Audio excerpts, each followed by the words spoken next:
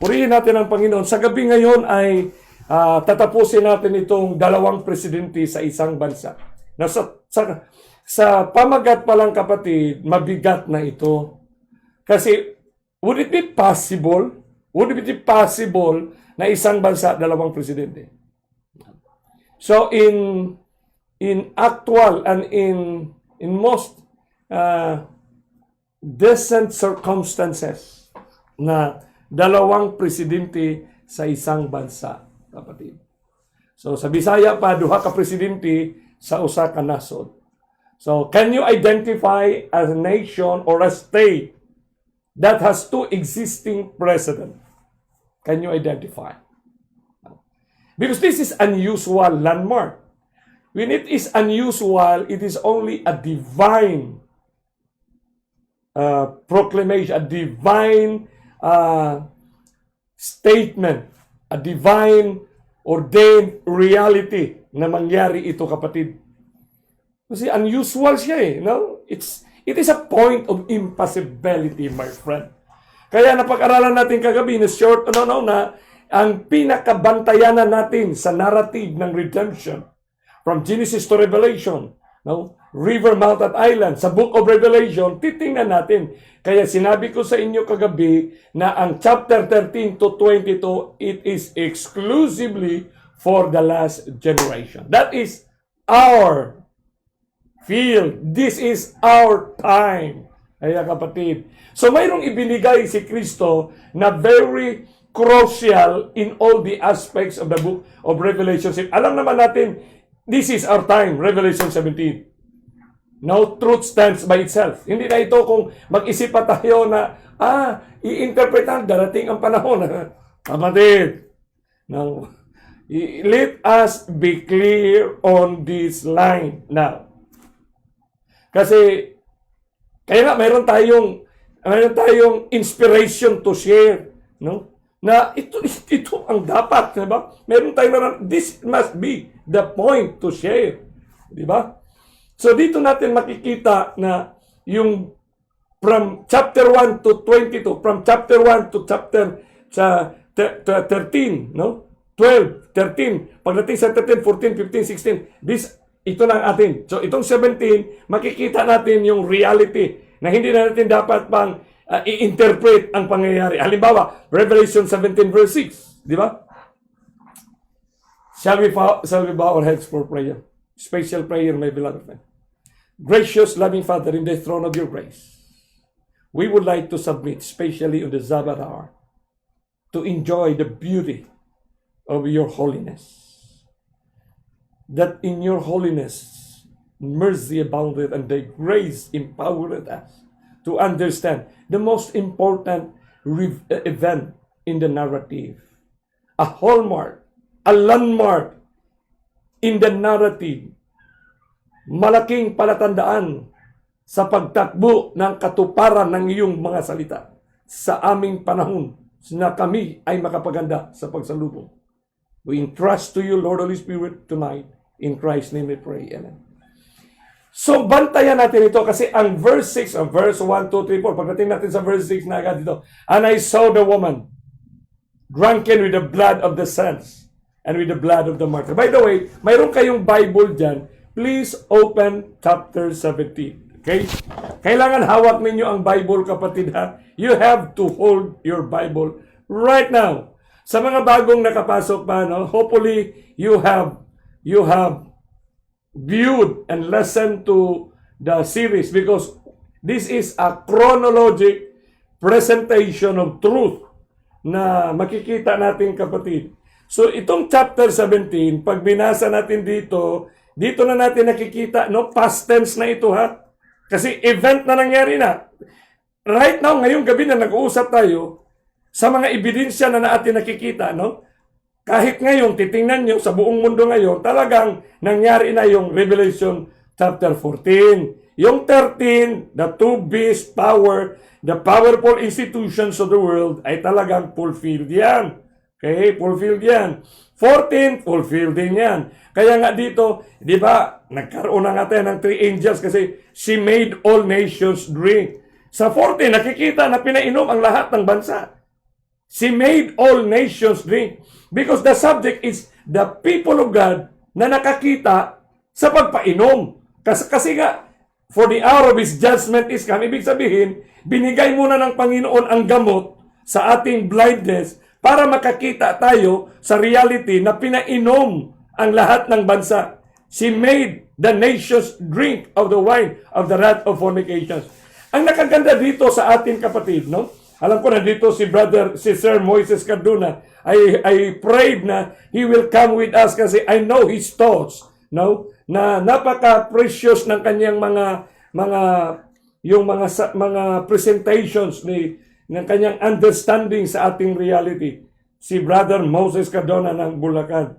So makikita natin dito 17 na ito, kaya nga sinabi dyan no? Verse 1, and there came one of the 7 angels, which had the 7 vials, and talked with me, saying unto me. So pinakita kay John. So si John ito, alam ni John, tapos na yung 14. Come hither, I will show you. Pakita ko sa iyo. Unto thee the judgment of the great whore. Tandaan natin kapatid the word judgment, for the hour of His judgment is come, sa kanyang mga anak. For the judgment also for the whore.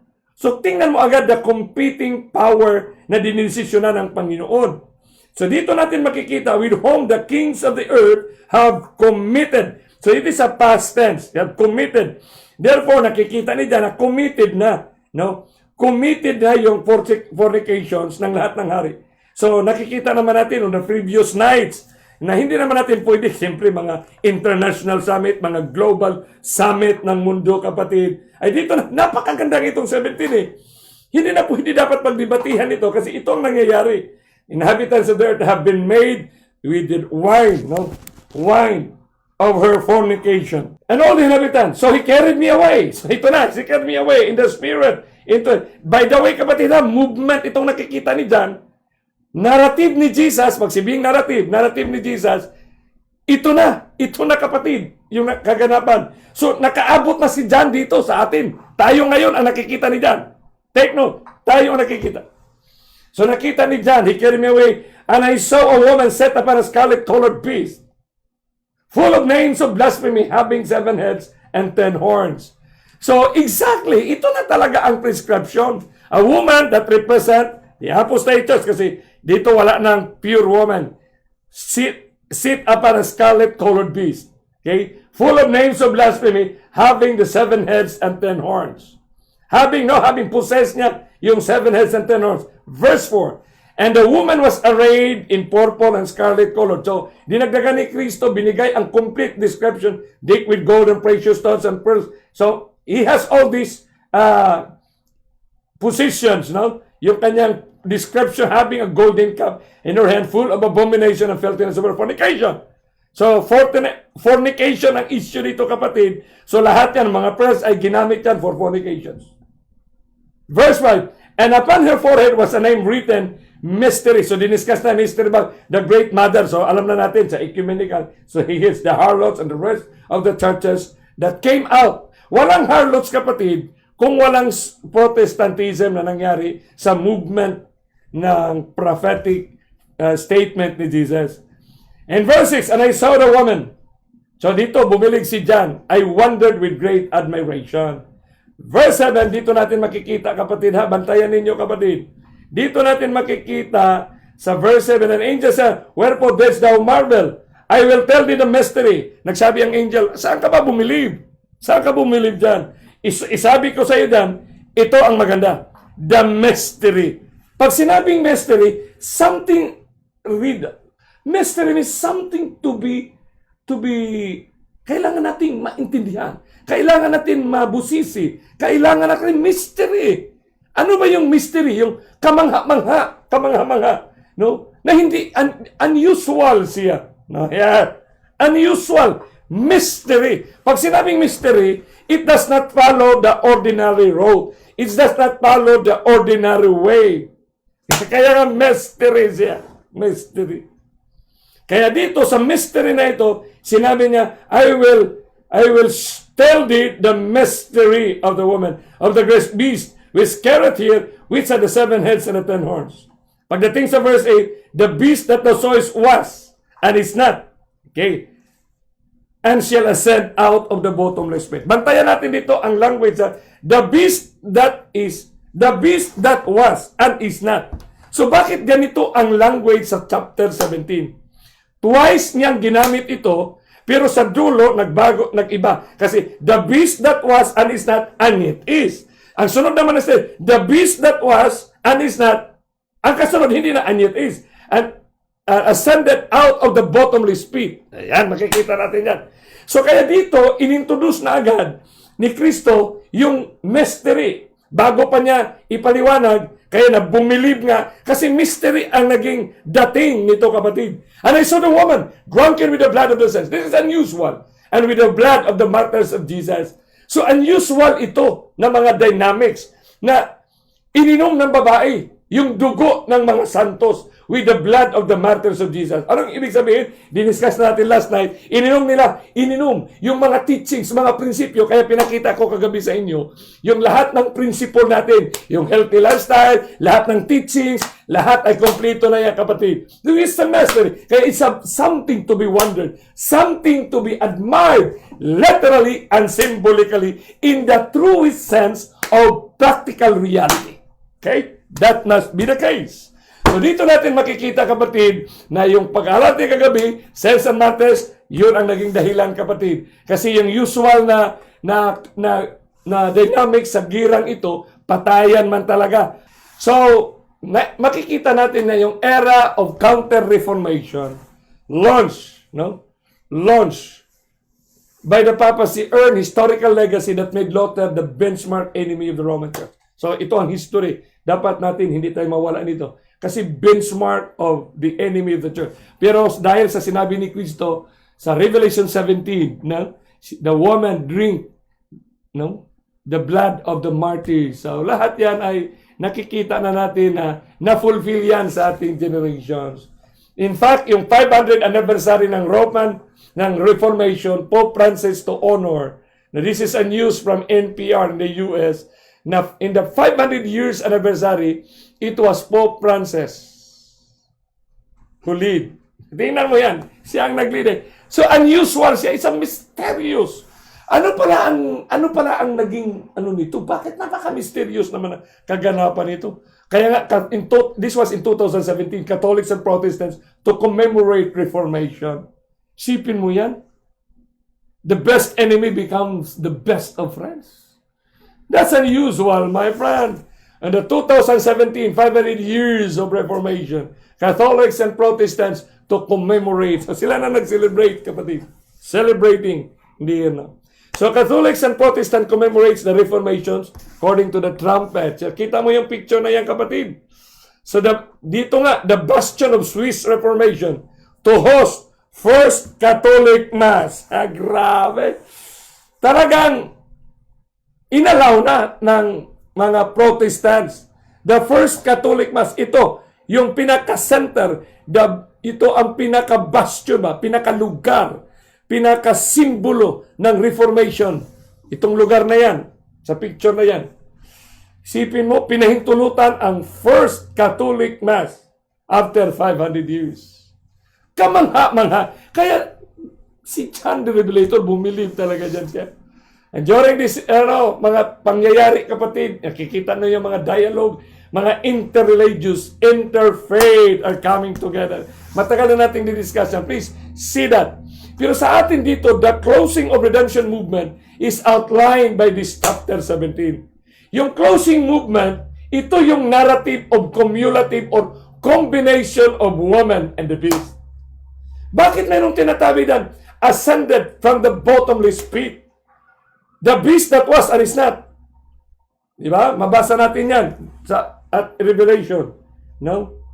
Na sinasabi dito, ascended from the bottomless pit. Bakit? The beast that was and is not. Nawala na ang papel niya. Now, pag i-apply natin ang language na ito, yung tatlo na yan, the beast that was and is not, and yet is, pag i-apply mo yan, in whole scope of the papacy, applicable pa rin siya.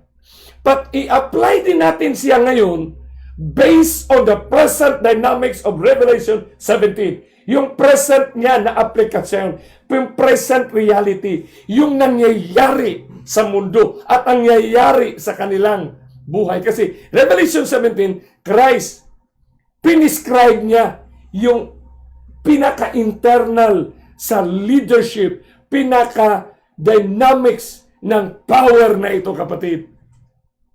Sipin mo, nobody ever thought, kapatid, na from a religious power, he will become from the bottomless pit, ascended siya.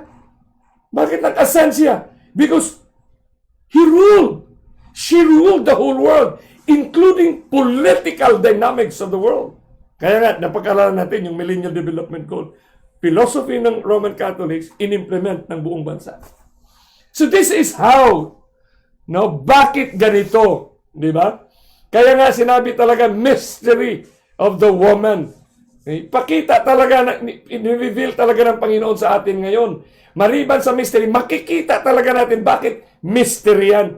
So nakikita na natin, pinakita ko ng pictures, yung mga lahat ng relihiyon, tapos yung Protestante pa, Lutheran, nagkaisa na sila. Grabe. Bago pa ng 1999, nag-sign na sila ng agreement, kapatid. Tapos fuse na nila yung definition ng salvation. We are saved by grace through faith.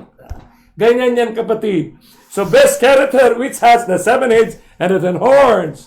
So, pagdating sa verse 8, dito na ngayon natin yung pinakaguluhan ng maraming mga interpreters ng mundo. Pag hindi mo talaga basihan yung river, mount at island, the complete revelation engagement with Jesus, application lahat ang Book of Revelation. Kaya maraming mga kung ano-ano na lang ang ininterpret nila nito, kapatid. Kung ano-ano na lang. Pero pag binasa mo yan ngayon, dahil alam mo na ang chapter 17 can be understood on what is happening today, no, ay makikita mo talaga bakit woman and beast. Beast and woman. Pag woman, church, beast, it's now the political power. Kaya nga ang Amerika, finiture siya sa Revelation 13 as a beast with a lamp-like horns, di ba? So the political one, pag dito sa 17, confused na ito, the woman and the beast, di ba? The beast that carries the woman. So nandyan na yung combination niya. Di ba? Binigyan tayo diyan, di ba? Binigyan tayo ni Kristo sa 17, the beast that carries the woman. With a scarlet beast. Ganda nito, kapatid. And when they behold the beast, no? And when they behold the whole world, that was and is not, and yet is. So itong language na yan. So makikita mo yung art, yung principle nila. No? Kasi si Kristo, pinag-aralan natin, He is the same yesterday, today, and forever. Ito, pabago-bago siya kasi yung approach niya para talaga makadeceive siya. Kapag hindi mo na siya nakilala dito, itinuro sa iyo ng ganito, tapos hindi mo na siya makilala sa ganito, so ma-deceive ka na niya. Di ba? Yan ang dapat nating maintindihan, kapatid. Kaya woman, church, lady, the beast, politics, the government. Tapos pagdating sa verse 10, 7 kings. So dito na in-specify niya. In-specify niya talaga na hindi tayo pwede magkamali sa historicist interpretation kasi pag sinabing kings na ni-refer natin ngayon na talagang head of state siya. Kasi the Vatican is a state. So pag titingnan din natin in a whole scope, i-define natin ang dynamics nito tungkol sa beast at ang woman na yan. So makikita na the beast that was, di ba? 1,260 years of papacy. Di ba? And it's not. Kaya nawala ang kanyang political power. 1798 to 1928. And yet is. Because from 1929 to 2020 ay powerful na talaga siya, kapatid. No? He introduced and he made the nations drink. Yan. Kaya nga sa the beast that was, he wield religious and political power. And it's not religious power only. Ito yung ating framework, traditional ng Adventist interpretation. Kasi ito talaga, kapatid, he wield religious and political power. Pero dito ngayon sa ating paglago sa kaalaman, the beast that was, physical brutalities yan. Kaya nga humingi siya ng tawad si Pope John Paul II sa mga inquisition na mga pangyayari. Pag and is not Hindi na siya. Bakit? Promoter and defender of life na siya. Sa movement niya ngayon, in the whole span, Peacemakers Prosperity provider.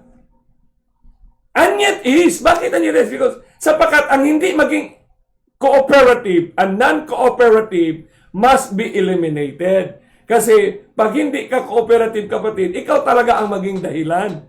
Siyempre, may paniwala sila na ang hindi cooperative kay Satanas yan. Ayun. So, yun ang naging basihan, kapatid, sa mga pangyayari dito.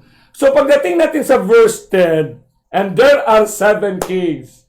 5 are fallen, and 1 is, and the other is not yet come.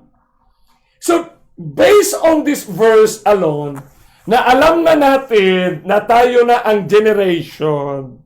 Kaya nga, from verse 13, in-identify natin na installed na ba ang 2 beasts? Operational na ba ang kanilang ginagawa? So, alam na natin ito, na na-restore siya 1929.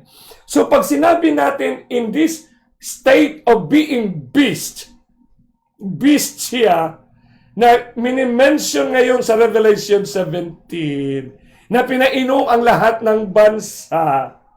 So, sa kanila, siyempre, ascended out from the bottomless pit, kasi siya hindi mo akalain na ang kanyang teachings ay sinubscribe ng political leaders of the world. So makikita mo talaga yung rulership niya, not only religious but political realm, kapatid. And there are 7 kings. So dito natin makikita yung crucial na papel. Bakit ganito ang prescription ni Jesus sa ating generation? Na hindi mo na pwedeng ipagkait na, hindi yan, hindi mali yan. Hindi mo pwedeng maging mali kasi makikita mo talaga na from 1929, there are 5 popes. Tapos yung description niya, 1 is. Ano ang papel? Bakit sinabi niya, 1 is? It can even be described in some other literary words. Pero bakit and 1 is?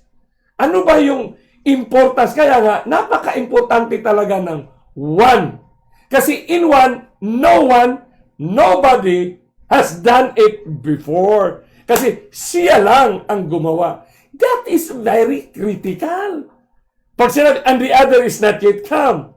So, ibig sabihin, movement ito ng kingship, ng beast na ito, ng power na ito, ng institution na ito. Movement ito nila, kapatid.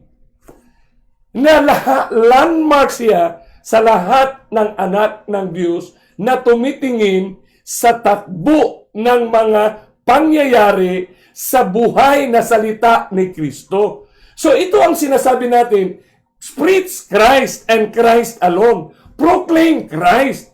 No, proclaim Christ na moving ba? Moving ang revelation ni Jesus Christ. Moving ang salita niya. Kapatid, i-share nyo ito kasi marami dyan eh. Mga ano pa natin i-preach Christ. Hindi niya, wag the sanctuary, wag yung prophecy. Confusing yung mga salita na yan. Uy! No? Kaya dito natin makikita, and is not, and yet come. When He cometh, He must continue a short space. Ibig sabihin, short lang kasi may kasunod. Kaya dito natin maintindihan at makikita yung beauty ng mystery na ito. Bakit naging mystery? Kasi unusually, 2 presidente sa isang bansa. 2 presidente sa isang estado. In verse 11, and the beast that was and is not. Ito na. Hindi na si Anyet is. Pero dinugtungan naman siya ng even he is the 8. And as of the 7. Kaya dito pumasok ang word last chance na ininterpret nila na there are 8 kings, kapatid. Hindi, kapatid. Ang sinabi lang ng Bible, 7 kings. Yun lang ang limit. Kaya nga, bakit 7 lang? Kasi even he is the 8 and is of the 7. So, 7 lang talaga siya. So, it is just a prescriptive ng Panginoon para makita natin yung reality ng truthfulness kung gaano katotoo na natutupad ang salita ni Kristo. It's divine. It's divine.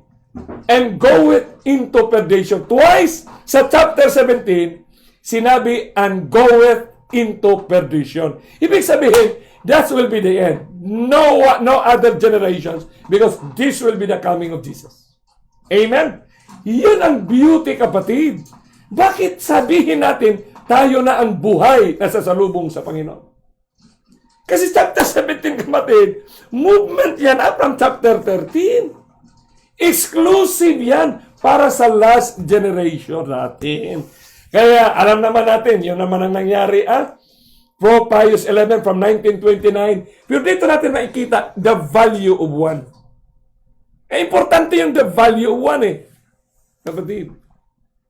So alam natin, 5 kings have fallen. Pag fallen, ibig sabihin, hindi nakatayo.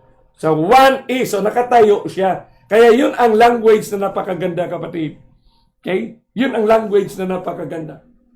Ano pang sinasabi dito? Movement of the time of the end. Pag sinabi ng river, mountain, island, time of the end, it refers, kapatid, sa ating generation. So alam naman natin, 1798, yun ang nag-terminate ng 1844, Daniel 8, Daniel 7, 1798. Tapos alam na natin agad, kapatid, na ang time of the end, mayroon siyang beginning. Okay? Dapat makuha natin yan, kapatid. Pag sinabing time of the end, it's a time frame na mayroong simula at may closing. So, ang simulain niya, nag-start yun sa 1929. So, alam natin, ito ang prescription. Time of the end, ito rin yung prescription. 1922 yan 1922, 1939 yung Pius 11. Pero alam din natin na 1798, 1844, yun na ang coverage ng time of the end. Pero dito sa kanila, time of the end, i-apply yon kasi 1929 covers siya, kapatid. Ito na ang time frame Time of the end na yan, beginning na mga pagkaganapan yan. Beginning na. Maliban dito sa kanila na nangyari sa mundo, sunod-sunod na may mga earthquake, calamities, ito na yung mga prescription na binigay sa Mount of Olive at saka sa river. So, dito na natin maintindihan na 5 are fallen, 1 is. Bakit 1 is? By the way, isipin nyo, kapatid, no? Mayroong Santo Papa dyan na 33 days lang. Just exactly para ma-fulfill yung 5 are fallen. No? 1978, no? Marami sa inyo ay aware na tayo sa ganitong panahon. Pag sinabi ngayong bakit 1 is? Kasi pag ito na ang mangyari, kapatid, kasi fallen, patay na yan Falling na sila, wala na sila significant value sa closing movement. So sa closing movement, mayroong tatlo na maging crucial ang papel. Kaya nga, itong sinawag, 1 is. Yan. Sino siya? Bakit tinawag siyang 1 is? So dito na natin makikita na bakit closing movement. Kasi iyan ang in-specify ni Jesus Christ na bumaba siya dyan sa river, dyan sa mount at sa island. Physical siya nakipag-engage na ito ang mangyari sa ating mundo, kapatid. Ito ang mangyari sa lahat ng simbahan. Ito ang mangyari sa mga Seventh-day Adventists. Exactly, my friend. So, 1 is kasi marami siyang ginawa, kapatid. Example dito, sino kaya nag-fulfill niya? Walang ibang Santo Papa na nag-fulfill niyan is si Pope John Paul II. Kasi sa river, sinabi ni Jesus Christ, stand up. In the latter time of their kingdom, with the transgressors shall come to the full. A king. Yan. King. So, ang Revelation sabi, king. Yan. King. Of first countenance and understanding darkness shall stand up. And then dito sa Matthew, sa Mount of Olive, we shall see the abomination spoken of by Daniel. Si Daniel nagsabi, stand in. So, the river, mountain, island, clearly identified sa isang king. This is amazing, my friend. Glory to God in the highest. Thank the Holy Spirit for giving us this generation an eye to see the words of Jesus Christ fulfilled. Ang nakaganda dito, kapatid, ma-engage tayo ba na yung salita ni Kristo, buhay at gumagalaw na nakikita natin. Di ba? Yun ang maganda eh. Kaya nga dapat nating i-share yan. Kasi for such a long time na tayo, paulit-ulit na lang tayo dyan, paulit-ulit na lang tayo. Kung ano-ano lang narinig natin ng mga mensahe. Kaya nga minsan sabi ng iba, ano ba itong mga messages natin sa Divine Service? Parang Baptist na ang dating. Kaya bakit? Pumunta ka sa Baptist churches preaching na. Pumuntahan mo ang Roman Catholic Church ngayon. They are preaching what you've been preaching so long ago, my beloved friend. Parang ang dating pa, parang sa ating 2020, parang ang dating pa ng preacher, parang hindi pa natin kilala si Jesus. Sabi, you preach Jesus. Bakit hindi pa na-preach si Jesus? Kaya nga, sa illustration nga natin sa music, ang kanila first stanza, the same song. The same song, the same title. The same sequence of song. Ang problema lang, itong ating iba, first stanza pa. Hindi na naka-second stanza. Yung iba, chorus pa, excited pa, ang sigaw talaga. Chorus. Pero nandito na tayo sa last stanza. Ang last stanza na ito, last stanza ng kanta. So kung last stanza niya, magkakanta ka ng chorus, o yung iba, kakanta ng first stanza, ay talagang, sinabi ni Sister White na, uncertain sound. Uncertain ba? May sound ka, pero uncertain ang kanta mo. Kaya we should be definite, kasi on the last stanza, Christ was very definite in His Word, my friend. Kaya sa next week natin dito, mag-English na tayo. So, samahan natin, i-proclaim ito sa mga Amerikano, sa mga Canadian, sa lahat dyan, sa buong mundo. I-proclaim sa mga scholars of the world, ng iba't ibang relihiyon. So, John Paul II fulfilled the words of Christ. Means no one. Bakit? He was the only one, the first, the one who made an apology on the Inquisition. Yung Dark Ages. Yung pinatay, sinunod. The first to be acknowledged by the political leaders of the world. So, hindi na tayo magtagal dyan kasi very clear naman yan. 5 of fallen one is, the papacy of Pope John Paul II is the only pope in history who asked forgiveness for the Inquisition. The only pope that changes the landscape of Catholicism. Kaya nga, sa mga conservative Catholics, ayaw nila kay Pope John Paul. Kasi he radically changed the Roman Catholicism. John the Revelator expresses his admiration, verse 6, that he is specifically noted with the words, one is. Di ba? Bakit? Truth stands by itself, my friend. Siya rin ang nagano ng prayer for forgiveness in June 2004. The Inquisition, sabi niya, the Inquisition, tortures, and deaths were wrong. Mali yun. Dead wrong. The institutions of the Inquisition has been abolished. Sipin mo yan. Tapos itong mga conspiracy theory ito, inanda nito kasi papatayin. Meron na tayong mga pima, meron na mga nakahandang mga kabaong, meron na diyang mga torture chamber. Grabe talaga itong mga Adventist na mga conspiracy theorists. Grabe, no? Wala na talaga sa timpla ba? Wala na sa timpla. But return with the spirit of repentance to the acquiescence given in a certain centuries. So sinabi dito, kapatid, si Pope John Paul is the only Pope na namatay siya, kapatid. Grabe. Due 5 queens, 4 kings, and 70 heads of state of all in his funeral as international leaders with ordinary pilgrims gathered. It was the first time. Grabe yan. First time. Maraming first time na nangyari sa pontificate ni Pope John Paul II. He's the only one. He's the only one. He's the only one. Yeah. When the Church of England, the Armenian Apostolic Church, attended a Pope's funeral. The first time for the leaders of Orthodox. Kaya nga sinabi niya sa Time magazine nang umapak siya sa Jerusalem, fulfilling Matthew 24:15, my friend. Sinabi niya, I set foot in the land where God chose to preach His death. Exactly the same with standing. One is. 5 have fallen, one is. So, pag standing, paa ang ginamit. Fallen, ibig sabihin, one is siyang nakatayo. Kaya nga, I set foot in the land where God chose to preach His death, my friend. He's the only Pope. No? Yan tatlo na yan, kapatid. Napaka-critical niyan. Kasi sila, man of the year, man of the year, man of the century, man of the millennium. Kita mo sila, kapatid. Time magazine.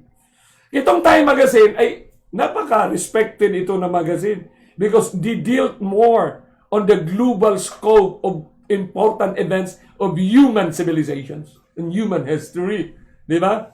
So makikita natin itong tatlo, kapatid. Kasi ito ang in-specify. Kaya dito natin maintindihan itong Time Magazine, yung Holy Alliance, kung paano nagbago ang political landscape ng buong mundo na halos lahat. Ito si Fidel Castro, subscriber. He bowed with Pope John Paul. Lahat ng Presidente Ronald Reagan bowed with Pope John Paul. Out from the bottomless pit, ascended. The beast that was, wala na siyang power. 1929, wala siyang, and yet is, kapatid. And yet is. Kaya, pero may sinabi ang Revelation 17 verse 10. And the other is not yet come. Movement ito, kapatid. Tingnan nyo, ha? Movement ito. Ang keyword natin na dapat panghawakan, yung word na movement.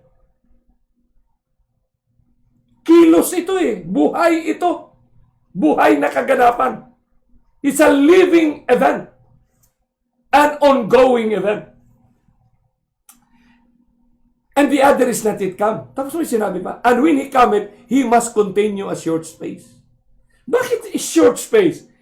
Kasi pag i-compare mo ang pontificate niya kay Pope John Paul II, 28 years si Pope John Paul, sa kanya, very short lang. Ilang taon lang siya, kapatid? Around more than 7 years, kapatid. So anong papel ni Pope Benedict XVI? Siya rin ang Santo Papa na nag-unite ng halos lahat ng religious leaders of the world, kapatid. Ganda. With full awareness, therefore, at the beginning of his ministry in the Church of Rome, which Peter bathed in his blood, Peter's current successor takes on as his primary task. Sinabi dito ng kanilang publication, primary task, the duty to work tirelessly to rebuild the full and visible, makikita ng lahat natin ngayon at sa lahat ng tao sa mundo. So sinabi lang niya, full and visible unity of all Christ followers. This is his ambition, his impelling duty. Kaya yung interfaith, religious pluralism has been so active in the past decades of our generation. Kaya nga, believe talaga si John. Believe talaga. Kailangan magkaroon tayo ng lahat ng, kung tayong Adventist ay, hindi na tayo maintindihan nila kung ang ating usual na Ito, wala tayong oras para ipakita ko. But in other episodes that we have, ay maipakita ko sa ito, publish ito ng EWT and live ito, cable channel ng Roman Catholic. Dito natin makikita, kapatid, yung lahat ng mga global religious leaders of the world. Tingnan mo dyan, pag mapanood nyo ito, kapatid, no? Bigyan ko kayo ng panahon ito na mapanood nyo ito, kapatid. No? Hindi ko lang ito ma-play ngayon. I do not know if I can play this one. Tingnan ko nga kung ma-play ko ito. I will just... hindi ma-play. Okay lang. Hindi lang ma-play. So, ito, kapatid, ito yung nangyayari, kapatid. This was in 2009. 2009 pa ito. Tagal na ito, kapatid. Kasi panahon pa ni Pope Benedict ito. Panahon pa ni Pope Benedict. So, dito natin ngayon makikita na ang closing movement, please be conscious na ang time of the end mayroong beginning movement. Sa Adventist, yan ang panahon. Yan ni White, panahon nila ni William Miller, beginning movement. Yan. Sa Nature of the World, yun na yung 1755 ng ating time of the end ba? 1755 ba? Yung Lisbon earthquake. Yan. Kikita na natin yan, yung mga dynamics dyan, kapatid. Pero ang closing movement ay specific siya para sa ating generation. So, once makikita natin yan ngayon, titingnan mo, kapatid, dito ako. Yan. Yan. Between these three. Yan, ha? Si Benedict, April 19, 2005, kapatid, nagsimula siya.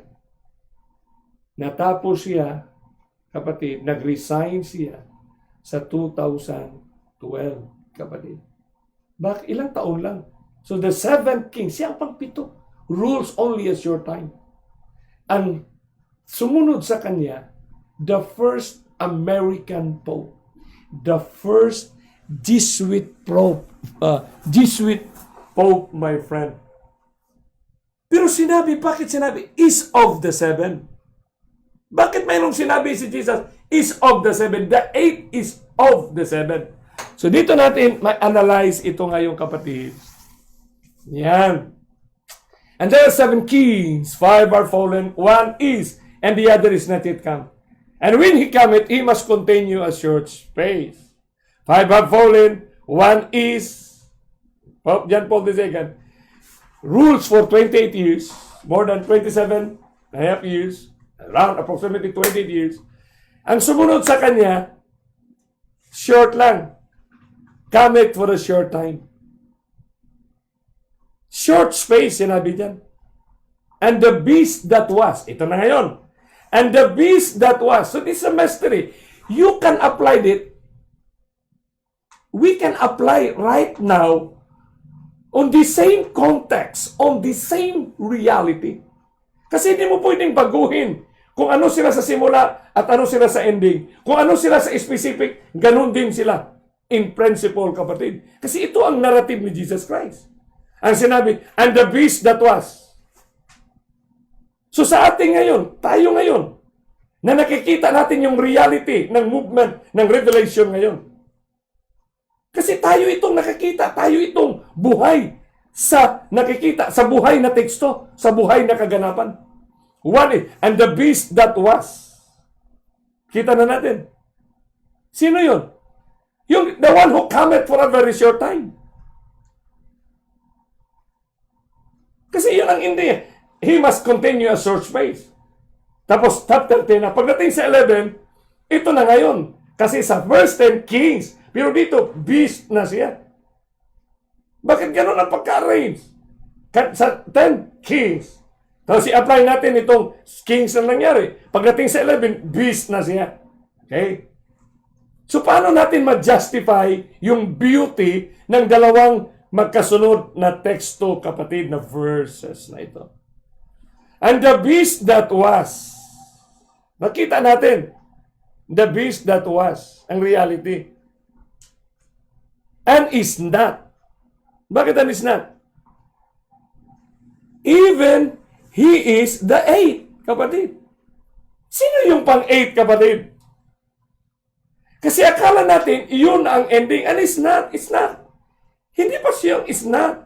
Kasi yung ascendancy from the bottomless pit, sinimulan siya doon sa pag-rule, no? Pagpainom ng teachings, kapatid. The beast that was and is not, no? Even he is the 8. Bakit and is not? Yung sumunod sa 1 is. Come a short time. And is not even he is the 8. And is of the 7. Bakit yung pang-8 ay kabahagi siya sa 7? Bakit yung 7 kabahagi siya sa 8? And is not. Even he is the 8. Ang kasunod, kapatid, and is of the 7. So referring to the beast, ito, kapatid, na reveal sa verse 10, siyempre, 1 is, namatay na yung kapatid. And the beast that was and is not. Sino sila? Yung sumunod, yung sinabi that he must continue a short space. Pero bakit sinabi dito, even he is the 8? Bakit gumamit ng language na even he is the 8? Bakit, kapatid? And is of the 7 and goeth into perdition. So ito na ang second, itong paggamit ng goeth into perdition. Sabi, ending na siya. So pag titingnan mo ang Greek word nito sa paggamit ng talitang even, makikita mo sa Greek carrieth. Ang ibig sabihin, apparently a primary particle having a copulative and sometimes also cumulative force. Linking, ang number 1 meaning niya sa adjective form, linking or joining. Ganda, kapatid. Nag-join sila. Even by the word itself. And also, ang sinasabi, even. Pagpuntahan mo ang cumulative, kapatid, sa Microsoft Encarta, ang meaning ng cumulative, gradually building up, becoming successively larger, stronger, or more effective, created by gradual additions, resulting from successive additions. Ito ang Microsoft Encarta. Pero ang original dito rin, sa Greek word na ginamit, kahi. Ang meaning ng kahi, sinabi dito, linking or joining. Cumulative. Copulative. Napakabahit ng langit. Para napakalinaw nito. Kung paano natin tayo makapag-explain bakit may dalawa sila ngayon sa kanilang estado. Yung word na even sa Microsoft Encarta na dictionary, ang meaning ng even, kapatid, na ginamit ng King James Version based from kahi, meaning used for emphasis to indicate something surprising, unlikely, or extreme. Something surprising, unlikely, or extreme. Another definition nila sinabi dyan, so much as used after a negative for emphasis to indicate something unexpected. Silang nagsabi niyan. So seeing the truth and the dynamics sa isang kaganapan sa nangyayari, here is a news published when Pope Benedict resigned, kapatid. So nandyan ba sa Bible ang resignation ni Pope Benedict? Yes. The word even and the text said, he ruled for a very short time. Tapos dinugtungan siya, di ba? Short time. Dinugtungan agad siya, kapatid. Around the world, leaders expressed surprise and sorrow at Benedict's departure. Sipin mo, surprise. David Cameron said, the outgoing Pope had worked tirelessly to strengthen Britain's relations with the Holy See, while Barack Obama said in a statement that he had appreciated our work together. Sila na, work together over the last 4 years. Kasi Revelation 13 yan eh. Work together na yan sila, kapatid. Kaya nga, installed, operated na yan. Sa Merriam-Webster Dictionary, in an adjective form. Ang ganda ito, i-share ninyo sa mga ano. Having horizontal surface. Pag sinabing even, having horizontal surface. Without being break, indentation, or irregularity. Horizontal. Being in the same plane or line. Ganda, kapatid. So kung ganito man ang word na even, anong kaganapan sa pontificate ng ating bagong Pope na even he is the 8, yung 8 na papasok, kapatid, sinimulan siya ng word na even he is the 8 and is of the 7. Bakit? Kasi ito nga ang mystery.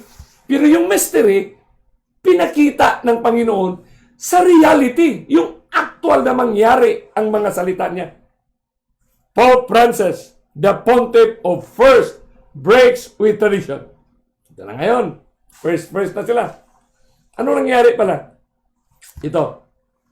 Ababa, news nila ito. Pope Francis refused to stand on an elevated platform, a cardinal says. Bakit? First, ito nangyari. Breaks with tradition. Napaka-importante ang teksto na yan. Revelation 17. Even he is the 8. So walang ibang nakatutok para maintindihan ito. The words of Jesus Christ. Thy word is a lamp unto our feet and a light unto our path. Kasi path natin, papunta na tayo. Movement ito. Kaya kakalsada eh. Kasi movement yan na nilalakaran natin. Elevated platform. Kasi ang tradisyon, Pag i-proclaim na, pag naka-elect sila sa cistern, nag-elect na sila ng bagong Santo Papa, lalabas yan sa cistern window, naka-elevate, saka papatong siya sa isang elevated platform para ma-identify at sa likod niya nandoon ang lahat ng mga cardinal. Pero si Pope Francis, my beloved friends, hindi siya nagpalagay ng elevated platform. Breaking the tradition for 1,000 years, my friend. Fulfilling what Christ have said. Pope Benedict shocked resignation brings 600 years ago. Whose 8-year rule, 8 years lang siya. Anong news, kapatid? World news. Pope Benedict the 16th surprised the Roman Catholic Church on Monday as he announced his intention to carry out the first papal resignation in almost 600 years. Prompting shock. Oh, ito na. Surprise from even his closest confidants and acerbic judgment from critics of his 8-year-long. Exactly what God said. Pope Francis, Pope Benedict the 16th, coolest pope ever and most pious. Bakit sila ngayon, kapatid? Sapagkat ang policy na tinatawag ng papacy, when one is elected as pope, he will be a pope for life. Palitan lang siya kung mamatay. Sapagkat when a cardinal elected as pope, he will be a pope for life.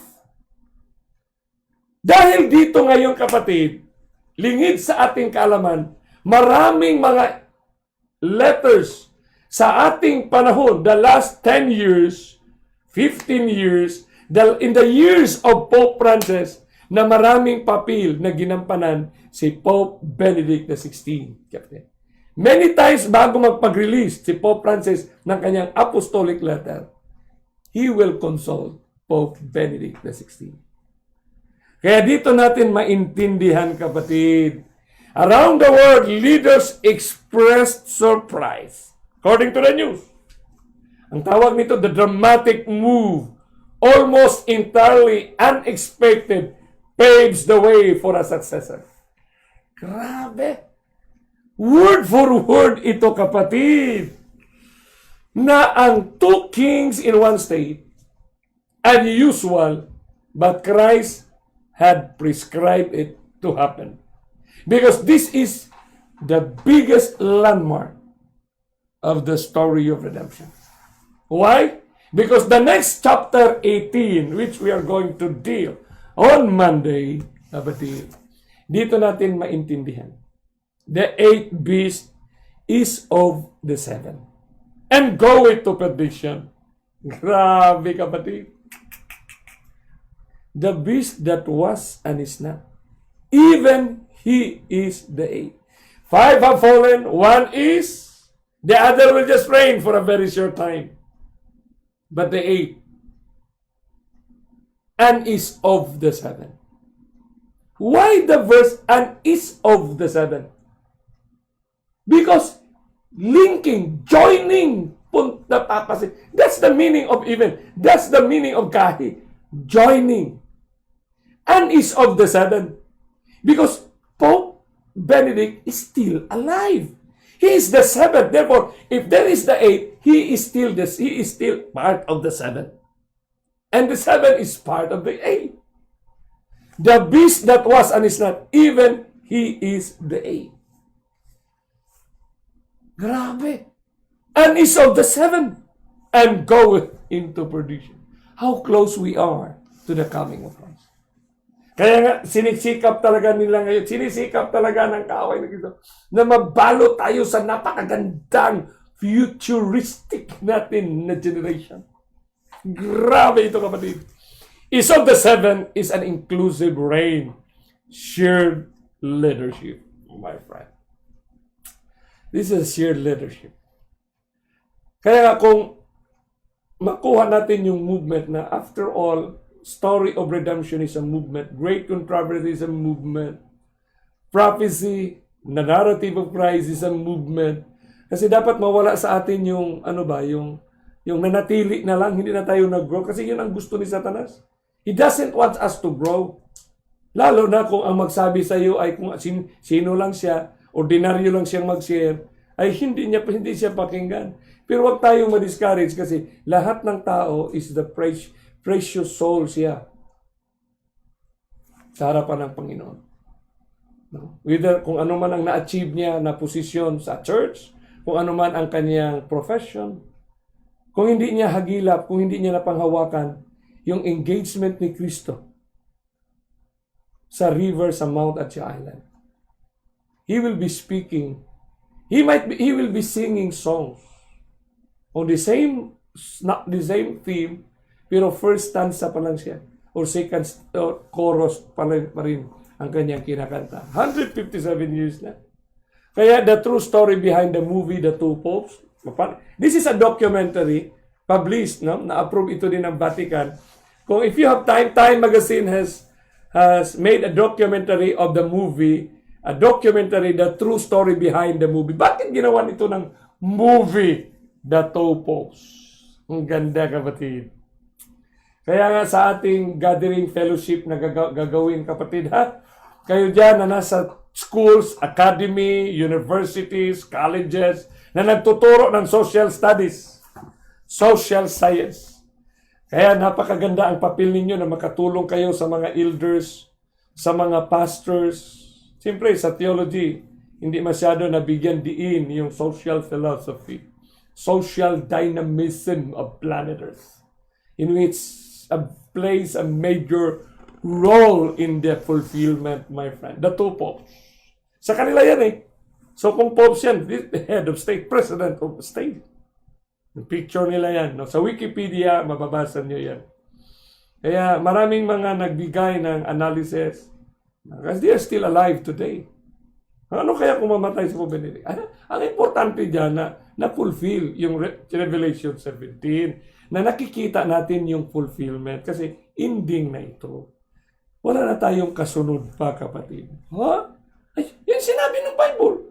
Bakit natin i-doubt? Do not doubt because doubt defeats. Nakatalo yan sa ating kapatid. Francis and Pope Benedict embrace as brothers in first meeting of two. Ganda nito. Ganda yan, kapatid. One church, two popes.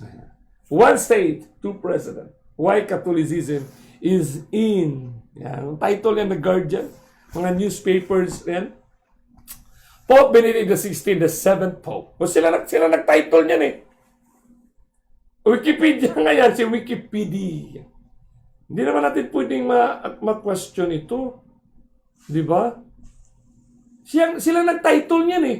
Hindi naman tayo nag-interpret dyan. Sila nag-title, the seventh Pope. Benedict XVI is Pope Emeritus of the Catholic Church, having served as Pope from 2005 to 2013. In that position, he was both the leader of the Catholic Church and a sovereign of the Vatican City state, according to Wikipedia. Sinilang siya April 16, just few months ago namatay ang kapatid ni Pope Benedict. At the age, anong edad nang namatay niyang kapatid? 96? 96 ang kapatid niya. Elder brother ni Pope Benedict. Kamamatay lang nung nakaraang buwan. At the age of 96. Nga mahabang buhay. Mahabang buhay, kapatid. Kaya, with letter of 6-1, Pope Benedict returns to public eye. Kailan ito? April 11, 2019. Last year lang yan. Kapatid. Yan si Pope Benedict. Buhay ba? Ano yan? Siya ang pinaka-brightest, matalino. Ano yan? Theologian yan. Theologian. April na. 6-year silence to comment on clergy sex abuse. So sa atin ngayong gabi, dito natin maintindihan. Okay? Dito natin maintindihan, kapatid. Dito na. Si Pope John Paul, siya ang nangunguna sa hope. The blessed hope. The hope of civilization. The political leaders embraces papacy. Political leaders, presidents. Si Saddam Hussein, si Fidel Castro, Ronald Reagan. Grabe yan. Pagdating ni Pope Benedict, religious leaders naman, 2009, grabe, lahat ng mga, for the first time in religious history, no? Na mga Baptist, mga Reformed, mga Lutherans, pumunta doon at nagbaho sa kanya. Ito naman si Pope Francis, ang kanyang theme talaga charity, kaya nga, he is the Pope of humanity. He's the Pope of the poor. Kasi 90% ng mga tao sa mundo ay mahihirap. So, he embraces humanity, kapatid. Kaya nga, dito siya na, para matulungan yung kanyang Laudato Si. Now, we are not yet discussing some of the encyclicals, 5 vital teachings. These are the wine that people drink, my friend. So, an inaugural Mass, Pope Francis calls for defending environment. Hindi pa nangyari ang 7 last plagues. Sila nang nangunguna para proteksyonan ang ating environment. It is the issue of catastrophes, environment, that paved the final juridical charging to the church. So, yung iniisip ng karamihan, kasi yan naman talaga tayo na magkaroon ng international law na mag-declare ng Sunday law. Ay, Sister Jadua, talagang totoo talaga yan, ma'am. Magkaroon talaga ng Sunday law. Kayo yan sa Mindanao. Exactly, yan talagang mangyari. Kasi ang Sunday law, juridical charging yan. Ibig sabihin, mayroon ng basis. Juridical means it will be a law. Madaling magsabi Sunday law, pero do you understand what is law? It's a jurisprudence. It's a jurisprudence language, kapatid. Juridical charging to the church. Bakit? Kasi yung environment na sila ngayon ang concern, kaya nga may Laudato Si. Kasi it talks about caring our planet, Earth. We have to see it na that's very serious problem of planet Earth. Sila naman ang seryosing solusyonan. Ito namang mga conspiracy theory, sandilo na yan, sandilo. Kapatid, these are serious persuasions, endeavor ng tao. Si Pope Francis, tao yan para solusyonan itong nangyari sa mundo, kapatid. Although nakita na natin, kasi sinabi na ng 6 seal, ang 6 na silyo, sinabi na rin ng 6 trumpet, no? Na ganito ang mangyari. Sinabi rin ng Mount of Olive na dahil sa nation shall rise against nation, kingdom against kingdom, sa self-centered nila ay magkaroon ng famines, pestilences, and earthquakes. So dito natin maintindihan na yung issue ng catastrophe na na-record ngayon sa lahat ng sciences ng buong estado, kasi lahat ng states, mayroon tayong specific dito sa Pilipinas, mayroon tayong Pag-asa, mayroong volcanologist, mayroong mga scientists na in charge dito, mga departamento, the science department. Alam naman ng mga lahat ng bansa na talagang nagkaroon tayo ng unusual movement of planet Earth. Ang tag-ulan naging tag-init, ang tag-init naging tag-ulan. Ngayon dahil nga dito kaya nga may global warming crisis. Kaya mayroong convention, mayroong na kailangan magkaisa, magkasama-sama na tayo na ating solusyonan ang problema. Masama ba yun? So isipin naman lang ngayon, gagawa sila ngayon para i-depopulate ang mundo. Grabe, no? I-depopulate, ibig sabihin, walang decision ang tao para magpili, mamatay ang tao. That's not how the plan of redemption, the story of redemption built. The blueprint is built on that concept. That's a satanic concept. Hiniwala ng mga ganyan. Kasi si Satanas, magaling siya mag-self-destruct na para bang laro ba ng ping-pong o tennis na ang racket niya papunta doon pero ang bola papunta doon. Talino yan yung mga philosophy ng gera niya. So dito natin naintindihan bakit yung Laudato Si na yan, on care for our common home. Kasi sa totoo naman talaga, meron tayong episode yan, diniscuss natin yan, yung 3 revolutions na nangyari sa planet Earth. Ano yung 3 revolution? Economic interdependency, industrial revolution, at saka egalitarianism. So we will discuss that one next week. Bibigyan natin ng pansin yan.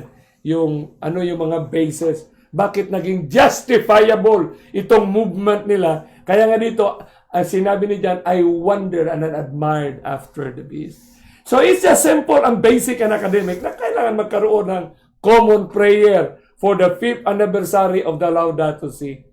Pagbasahin mo yung common prayer dahil sa Laudato Si, Sinabi, loving God, creator of heaven and earth, and all that is in them. You created us in your image and made us stewards of your creation, of our common home. Kaganda nan, kapatid. Napakaganda niyan. Our common home. So, very appealing talaga siya. Beguiling siya. So, talagang ang tao ay, yung movement ng defiling ay madadali ka talaga. Kasi pag nagsasalita ka na hindi na sa tamang istansa ng music, kapatid, yung tunog ng trumpeta, iba na yung specific na ang trumpeta ng Panginoon, kahit ginamit nila yung trumpet, warning trumpet, may specific certain sound yan. Kaya sinabi ni White, pag hindi mo nahawakan, naintindihan at makukuha yung sinabi ni Kristo sa dila niya, sa bibig niya, from the lips of Christ, sinabi ni Ellen G. White, your trumpet is sounding uncertain. Ang ganda niya, kapatid. Kaya ngayon, it's exactly na mayroon tayong common prayer, everything is connected. Long last May 16 to 24, yung Laudato Si Week 2020, long last May, ay kailangan na natin. Kaya yung mga green, no? Ang mga organic, tapos ngayon, di na mag-plastic, kailangan papel nang gamitin para sa recycling, para hindi tayo magsusunog. These are noble programs and projects, my beloved friend. Please, let us not be misunderstood. These are noble and practical solutions. As man, as human as we are. This is our science in solving.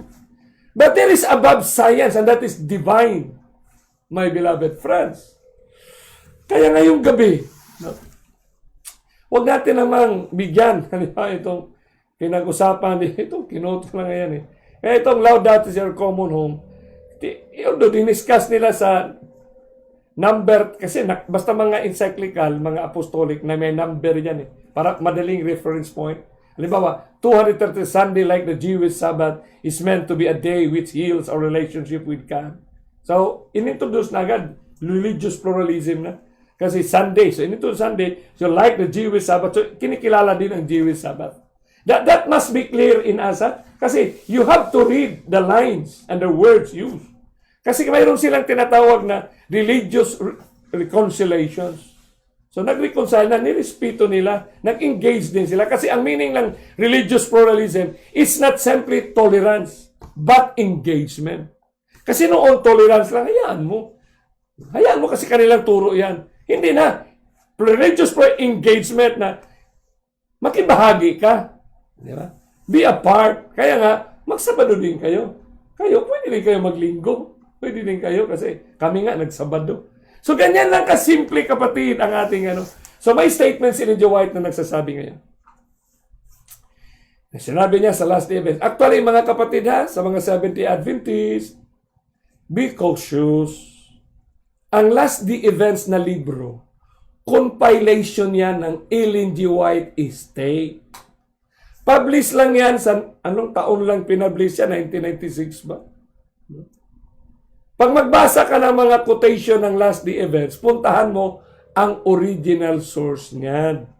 Pero mayroon, in fairness naman sa Ellen G. White Estate, may foreword sila dyan. Lahat ng libro may foreword. Basahin mo yung foreword. Kasi makikita mo doon, sinabi nila na at least, na it's not the way that that this is chronological arranged, that this will happen, something like that. So you go to the original source. So dito sa manuscript release, volume 10, page 239, 1899, sinabi ni Sister White, Satan puts, dinagay daw ni Satanas, his interpretation upon events sa mga pangyayari.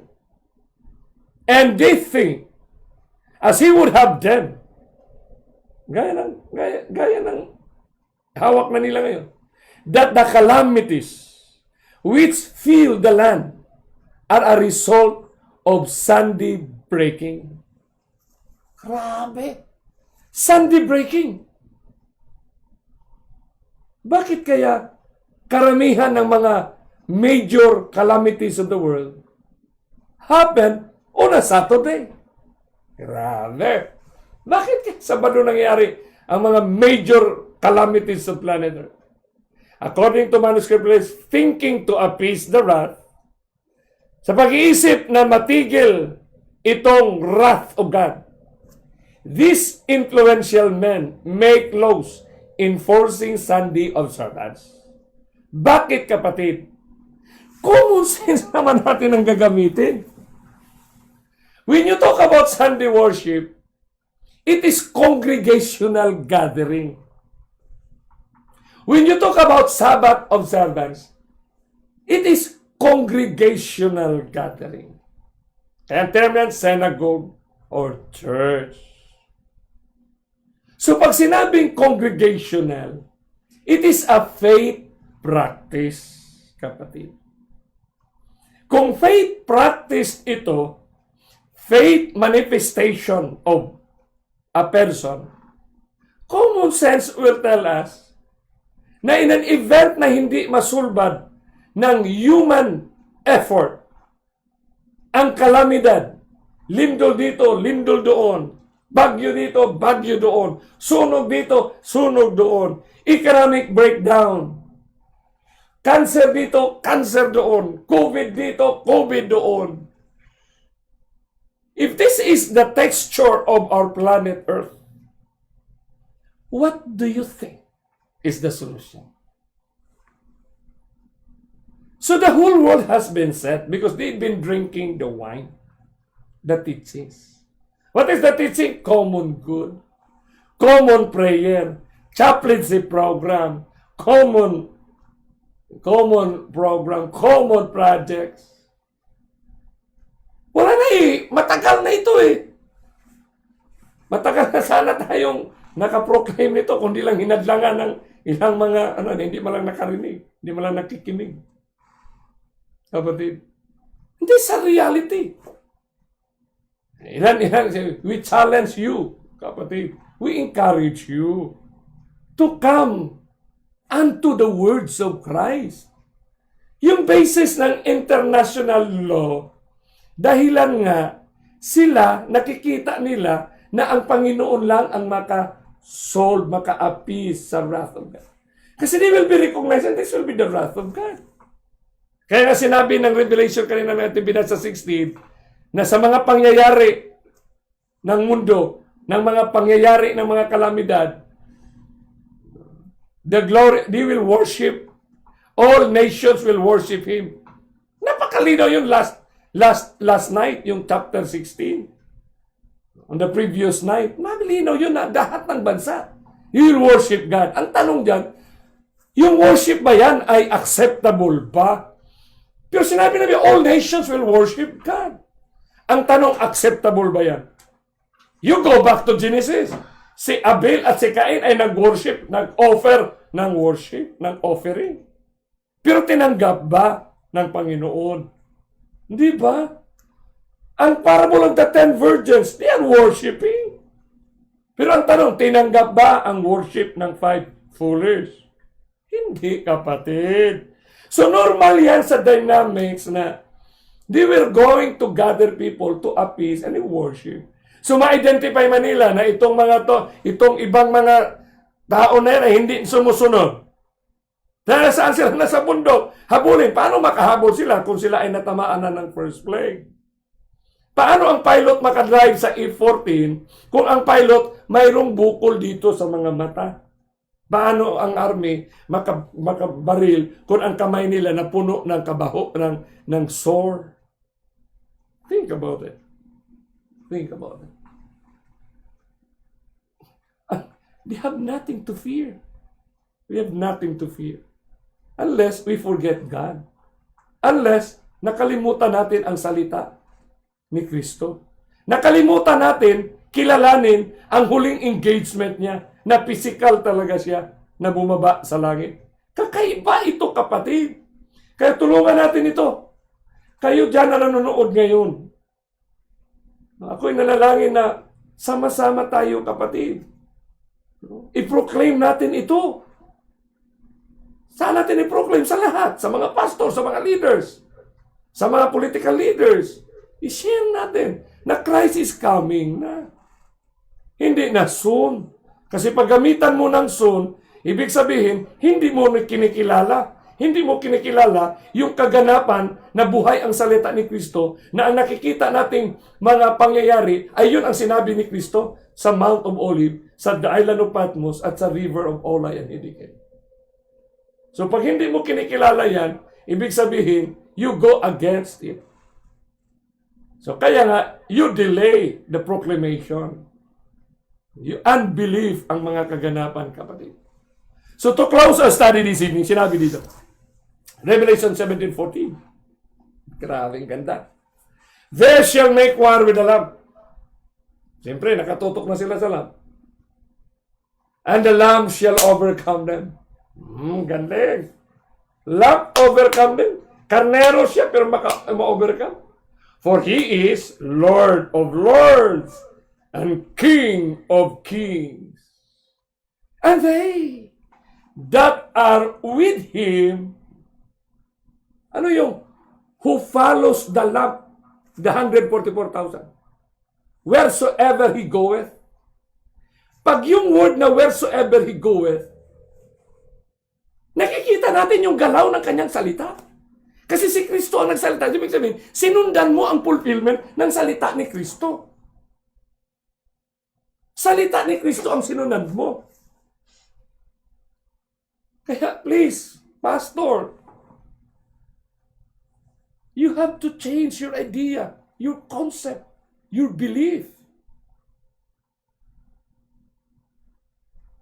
They shall make war with the Lamb, and the Lamb shall overcome them. For He is the Lord of Lords and King of Kings. And they that are with Him, sino sila? That are with Him, with the Lamb, wheresoever He goeth.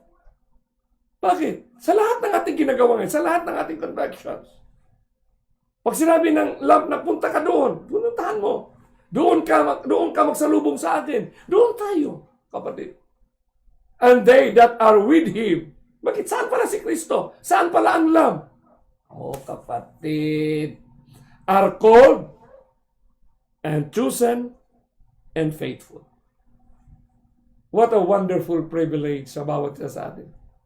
Na ang Revelation 17 is an ongoing event right now. From Revelation 13, 14, 15, 16, 17 is an ongoing movement right now. And every chapter has a pain of the coming Christ.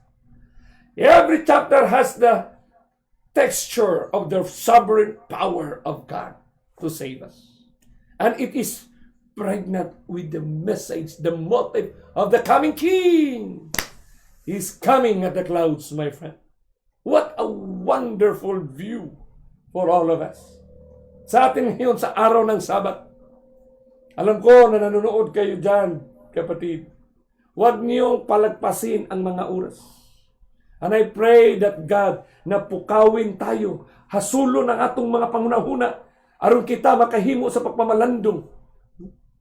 That our minds must be into the proclamation, my friend.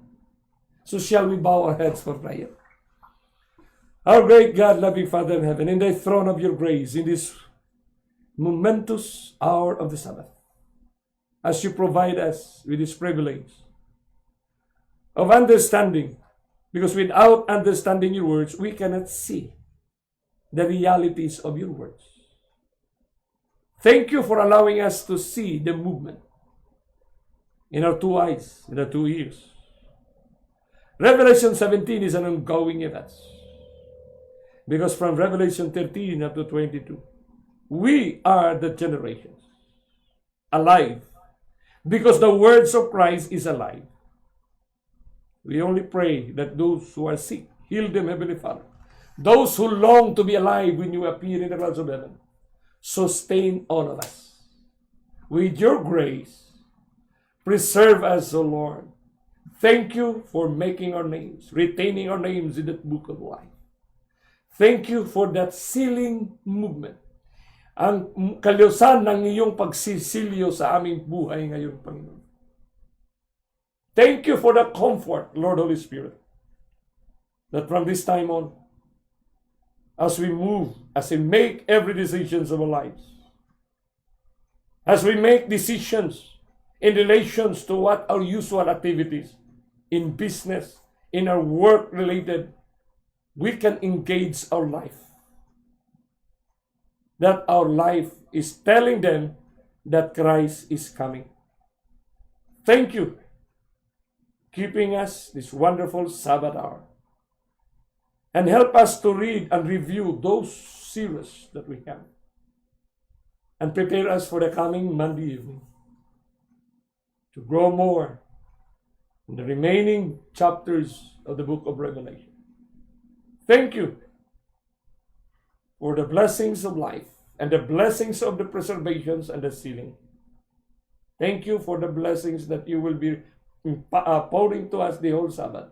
In Christ's name we pray. Amen.